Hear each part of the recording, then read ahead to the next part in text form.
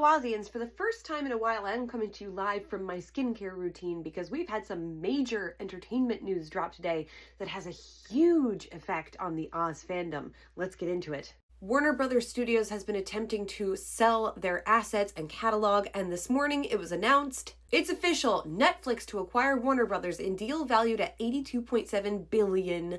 That's billion with a B. With Netflix promising to maintain Warner Brothers' current operations, including theatrical releases. It's unclear at this point how long it will take for these changes to go into effect. I'm sure there's a lot of bureaucratic red tape here. Theater owners are not thrilled with this because Netflix has a very clear anti-theatrical release model.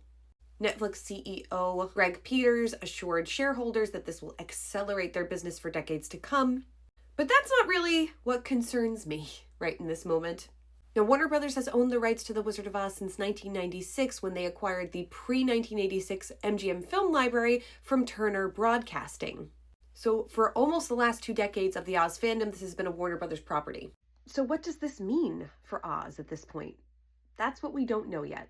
In recent years, Warner Brothers has done more with the Oz title, but certainly not as much as I would have liked to see them do. So this could go one of 2 ways. Either we'll see The Wizard of Oz continue to sit on the shelf and collect dust with occasional licensing tie-ins like we've had for the last 20 years. Though I will say Warner Brothers has certainly stepped up their Oz game in the last few years. Or we'll see Netflix actively doing things with this very valuable title.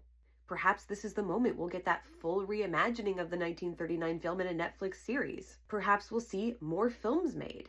My greatest concern in this very moment is for the folks who work at Warner Brothers Studios. It's one of the last bastions of old Hollywood. I hope Netflix does the right thing and keeps all of those people on staff. Whenever Oz changes hands, you just don't know how they're going to treat this. It's a big legacy to take on, and the hope is that they will treat it with the respect it is due. We are in the midst of an Oz-assance, so perhaps Wizard of Oz changing hands now is not a bad thing. But all of that remains to be seen. But let me put it to you, fellow Ozians. How do you feel knowing that The Wizard of Oz and other major titles from Warner Brothers are now going to Netflix? Comment and let me know.